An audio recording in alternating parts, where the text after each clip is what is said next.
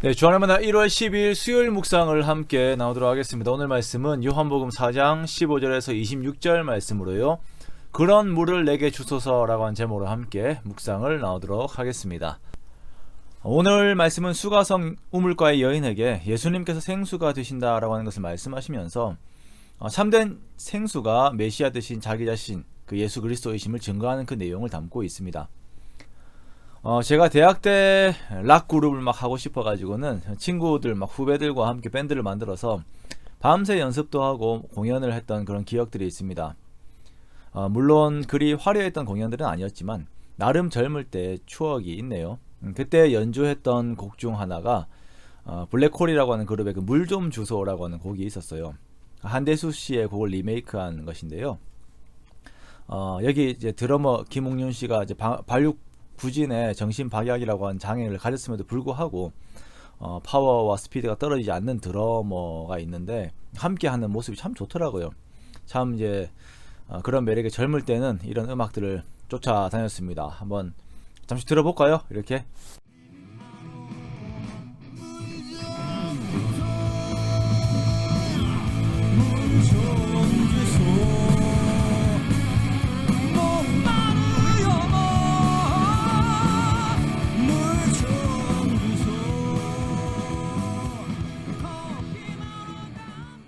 네, 그래, 젊을 때 막 이렇게 했었습니다.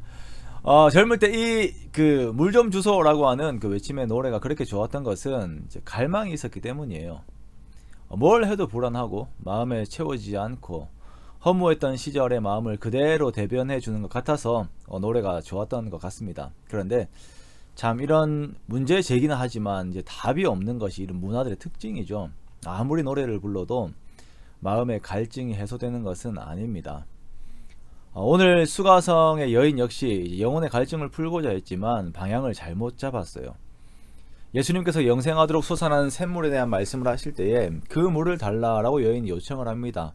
그런 물을 내게 주사 목마르지도 않고 또 여기에 물 기르러 오지도 않게 하옵소서라고 이야기를 합니다. 그러자 예수님께서 갑자기 또 그 갈증이 그 육신에 대한 것이 아닌 영적인 것을 지적하시면서 또 조금 이상한 소리를 하세요. 갑자기 내 남편을 불러오라라고 말씀하십니다. 물 이야기를 하다가 갑자기 남편을 불러오라니요. 이게 무슨 말입니까? 니고데모에게도 그렇고 나다나엘에게도 그렇고 이 여인에게도 그렇고 예수님께서는 그 마음의 것, 이 사람들의 마음의 것을 친히 아세요. 어떤 것이 정말 필요한지, 이 여인에 반드시 있어야 되는 것이 무엇인지 친히 아십니다. 그래서 남편을 불러오라고 이야기를 해요. 그러자 이 여인이 말합니다. 나는 남편이 없습니다. 내가 남편이 없다 하는 말이 옳도다. 너에게 남편 5이 있었고 지금 있는 자도 내 남편이 아니니 내 말이 참되도다 라고 예수님께서 말씀을 하십니다. 자신이 말하지 않은 자신의 삶을 이렇게 뚫어보시는 예수님을 보고 기이하게 여긴 이 여인은 당신은 선지자이군요 라고 이야기를 해요. 물을 달라고 하는 한 유대인 남자에게서 선지자로 예수님을 대하는 시각이 옮겨집니다. 그런데 이 여인에게 필요한 것은 선지자가 아니에요. 이 여인은 예수님을 선지자라고 여기고 이제 주제를 예배로 바꿉니다. 우리 조상들은 이 산에서 예배를 하였는데 당신들의 말은 예배할 곳이 예루살렘에 있다고 하던데요. 바벨론 포로 이후에 사마리아 사람들은 게르심산에 성전을 세웠거든요. 유대인들은 예루살렘에 성전을 세웠습니다. 이 여인은 이제 예배라고 하는 그 주제를 꺼내어서 그것을 이제 자기 방어 기제로 삼는 것입니다. 남편에 대한 이야기를 툭 건지니까 남편을 안 해? 그런데 이제 예배라고 하는 것을 꺼내가지고 방향을 다른 데로 돌리려고 하는 거예요.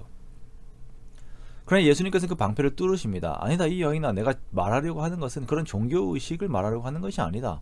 그런 걸로 가리려고 하지 마라. 너에게 진짜 필요한 것은 진짜 예배, 진짜 하나님을 직접적으로 만나 그분에게서 생수를 공급받는 것이 필요하다.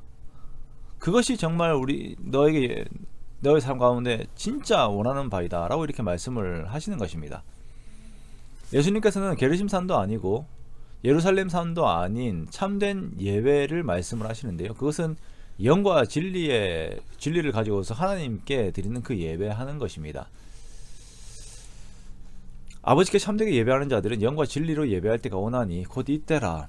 아버지께서는 자기에게 이렇게 예배하는 자들을 찾으시느니라. 하나님은 영이신 예배한 자가 영과 진리로 예배할지니라. 진짜 예배는 장소가 아니다. 장소적인 성전은 무력화되고 이제 인격으로 성전되시는 예수 그리스도 안에서 우리가 하나님께 직접적으로 예배를 드릴 수 있게 된다. 영이신 하나님께 성령 안에서 영과 진리로 예배를 드리는 것, 그것이 정말 참된 예배이다 라고 이렇게 이 여인에게 말씀하시는 것이에요. 여기까지 이 말씀을 들은 이 여인은 메시아 곧 그리스도라 하는 이가 오실 줄을 내가 압니다. 그분이 오시면 이에 대한 모든 것을 우리에게 알려주실 것입니다 라고 말을 이어갑니다. 이에 예수님께서는 너에게 말하는 내가 바로 네가 말하는 메시아다 라고 이렇게 말씀을 하세요.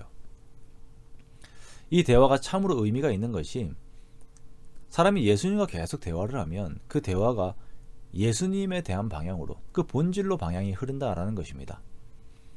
마귀와 대화하던 하와는 하나님을 거역하는 그 방향으로 갔어요. 그러나 예수님과 대화하는 이 여인은 그 모든 생각과 그 말한 것의 모든 방향이 그 생수의 본질로 이렇게 흐르게 되는 것이죠. 이 여인이 과거에는 세상과 대화를 했습니다. 방법을 세상에서 찾았습니다. 세상이 말하는 것을 따라서 여러 남자들을 만나는 것이 그의 인생의 갈증을 해소해 줄 것이다 라고 여긴 것입니다. 세상의 대화는 이 여인을 그쪽으로 끌고 갔습니다. 그러나 예수님은 이 여인에게 참된 생명수 되시는 자기 자신을 보여주시는 것이에요. 그리고 이 생수를 공급받는 방법 또한 함께 말씀을 해주십니다. 바로 예배입니다. 우리가 영과 진리로 드리는 예배예요. 하나님께서는 우리가 예배할 때에 이 예배를 통하여서 생명수를 우리에게 공급하십니다. 하늘의 것을 우리에게 내려주시는 것이에요. 이것은 곧 영적인 체험, 하나님의 체험을 의미하는 것입니다. 예배가 사라진 나의 삶은 빈들의 마른 풀과 같이 되어버립니다만, 하나님으로 우리가 채워지게 되면 사람의 삶이 하나님의 나라의 속성으로 변하게 돼요. 내일 그 내용을 우리가 함께 볼 것입니다. 사랑하는 성도 여러분, 우리의 삶에 갈증이 있습니다. 나름 그 해소를 하려고 애를 쓰고 있습니다만, 우리의 삶에 예수 그리스도 안에서의 그 예배가 없으면 아무것도 아니에요. 하지만 반대로 우리가 예배 가운데 예수님과 함께 하고 있다면 우리는 모든 것을 얻은 것입니다. 예배 자리를 귀하게 여기시고 예배 자리를 회복하시고 예배 자리를 더욱 깊게 하십시오. 더욱 하나님께 진실한 마음을 드리십시오. 형식을 말하는 것이 아닙니다. 내 마음의 중심을 드리는 것입니다. 하나님의 말씀을 근거로 그 앞에 나를 죽이십시오. 순종하십시오. 이것이 참된 예배입니다.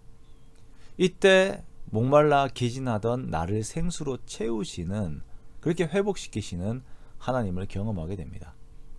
우리가 코로나로 힘들어요. 하지만 예배를 지키세요.